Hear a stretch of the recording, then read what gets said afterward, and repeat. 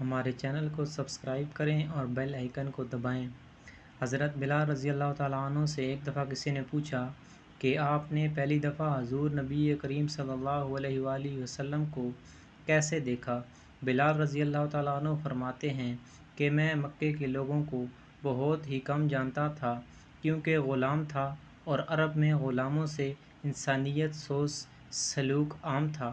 ان کی استطاعت سے بڑھ کے ان سے کام لیا جاتا تھا، تو مجھے کبھی اتنا وقت ہی نہیں ملتا تھا کہ باہر نکل کے لوگوں سے ملوں، لہٰذا مجھے حضور پاک صلی اللہ علیہ وآلہ وسلم یا اسلام یا اس طرح کی کسی چیز کا قطعی علم نہ تھا۔ ایک دفعہ کیا ہوا کہ مجھے سخت بخار نے آ لیا۔ سخت جاڑے کا موسم تھا اور ایک انتہائی ٹھنڈ اور بخار نے مجھے کمزور کر کے رکھ دیا، لہٰذا میں نے لحاف اوڑھا اور لیٹ گیا۔ ادھر میرا مالک جو یہ دیکھنے آیا کہ میں جو پیس رہا ہوں یا نہیں، وہ مجھے لحاف اوڑھ کے لیٹا دیکھ کے آگ بگولا ہو گیا۔ اس نے لحاف اتارا اور سزا کے طور پر یہ میری قمیض بھی اتروا دی اور مجھے کھلے سین میں دروازے کے پاس بٹھا دیا کہ یہاں بیٹھ کے جو پیس۔ اب سخت سردی، اوپر سے بخار اور اتنی مشقت والا کام، میں روتا جاتا تھا اور جو پیستا جاتا تھا۔ کچھ ہی دیر میں دروازے پر دستک ہوئی۔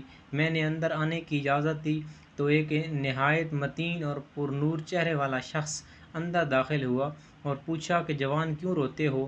جواب میں نے کہا کہ جاؤ اپنا کام کرو، تمہیں اس سے کیا؟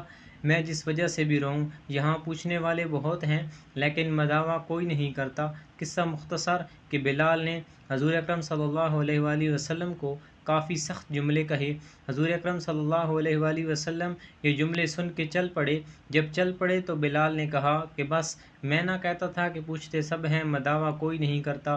حضور صلی اللہ علیہ وآلہ وسلم یہ سن کر بھی چلتے رہے۔ بلال کہتے ہیں کہ دل میں جو ہلکی سی امید جاگی تھی کہ یہ شخص کوئی مدد کرے گا، وہ بھی گئی، لیکن بلال کو کیا معلوم کہ جس شخص سے اب اس کا واسطہ پڑا ہے وہ رحمۃ للعالمین ہے۔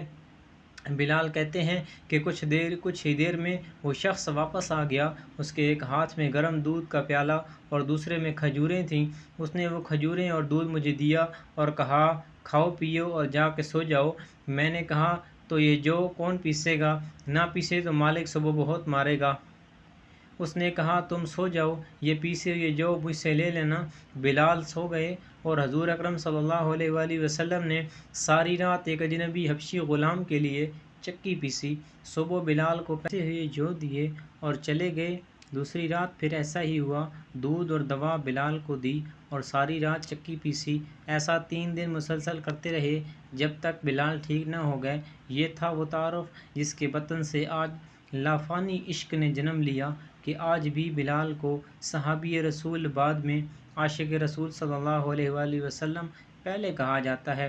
وہ بلال جو ایک دن اذان نہ دے تو خدا تعالیٰ سورج کو طلوع ہونے سے روک دیتا ہے۔ اس نے حضور اکرم صلی اللہ علیہ وآلہ وسلم کے وصال کے بعد اذان دینا بند کر دی، کیونکہ جب اذان میں اشہد ان محمد رسول اللہ تک پہنچتے تو حضور کی یاد میں ہچکیاں بن جاتی تھیں اور زاروں قطار رونے لگتے تھے۔ ایثار اور اخوت کا یہ جذبہ اتنا طاقتور ہے کہ اللہ ہم سب کو عمل کی توفیق عطا فرمائے، آمین۔